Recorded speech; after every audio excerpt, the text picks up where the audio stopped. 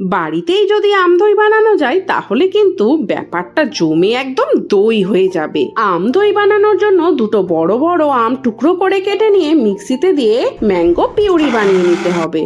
এবারে একটা ফ্রাইং প্যানে ম্যাঙ্গো পিউরিটাকে কিছুক্ষণ জাল দিয়ে নিতে হবে। তারপরে 2 লিটার দুধে চিনি দিয়ে ভালো করে ঘন করে জাল দিয়ে এটাকে হাফ করে নিতে হবে। এবারে কিছুটা পরিমাণ টক দই আর জাল দিয়ে রাখা ম্যাঙ্গো পিউরিটাকে কিছুক্ষণ ভালো করে মিক্স করতে হবে। এখানে আমি 200 গ্রাম দই নিয়েছি, কিন্তু তোমরা কম করে নিলেও কিন্তু তোমাদের দই ভালোভাবেই জমবে। তারপর কুসুম গরম দুধ এর মধ্যে ঢেলে আবার ভালো করে মিক্স করতে হবে। এবারে একটা 1 কেজির হাঁড়িতে এভাবে দইটাকে স্প্রেড করে নিয়ে তৈরি করে রাখা মিক্সচারটাকে এর মধ্যে ঢেলে দিতে হবে।